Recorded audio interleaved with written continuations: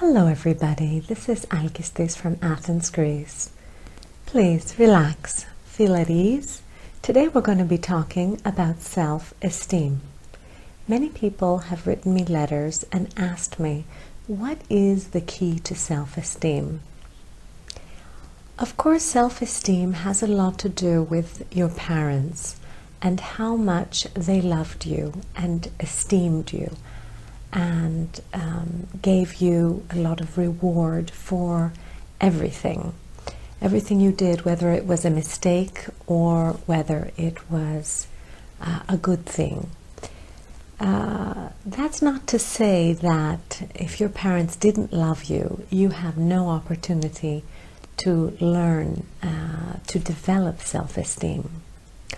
On the contrary, now that you're an adult, you can begin to esteem yourself more than ever before. The key to this is simply forgiving yourself for everything that happens. That doesn't mean that you are not going to tell yourself to improve certain things, but to forgive and love yourself, show compassion towards yourself for whatever may be happening. In a way, it's like a good parent. The parent perhaps you never had, the parent that you would like to have had. The loving parent esteems the child for absolutely every act. And that is, of course, why in many world religions they have made God all loving and all forgiving. Okay? God is love in most religions. And what does this mean? It means that what do all people want? All people want to be loved and love themselves.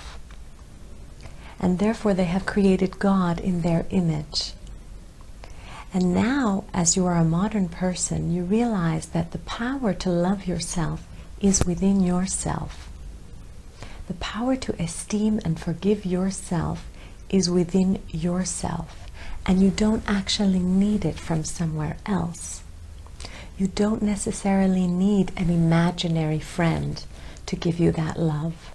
You are the generator of love towards yourself and others. And why do I say that it is connected to others? Because if you do not learn to esteem yourself and love yourself, you will never be able to really esteem others. And after all, the person you most need to esteem is yourself.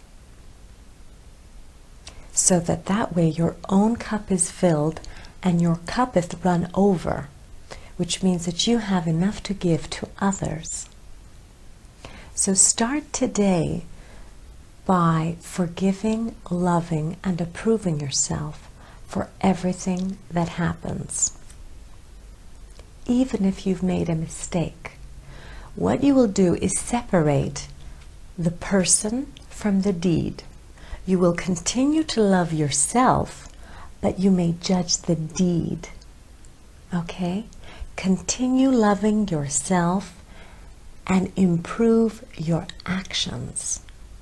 Approve of yourself, but perhaps disapprove of certain actions so that you may improve them. And this is a message, in fact, that we should have gotten from our parents, that they love and respect us, and yet some of our actions need improving. It is the same way you will begin to see others. You will love them regardless, yet you will judge their actions as being correct or incorrect. When you judge their actions and not the person, you are going to be continuously in a state of love and forgiveness and self-esteem. Learn to love yourself first, and then you will begin to love others. Let us all begin this exercise. Understand that your so-called enemy at this point is a victim of his own egotism. You can love your enemy, but judge his actions. you can see and negotiate that the enemy or the so-called other person who's making you upset in your life, you can negotiate on terms for them to change their actions, but you can continue loving them. Okay? It's like, I love you, but I don't necessarily want to live with you. Or I love you, but I would like you to change these actions. In that way, you will also speak to yourself inwardly, and you'll begin to watch the action of self-transformation before your very eyes. I hope that that's been useful to you. I'm open to all your questions. Thank you very much.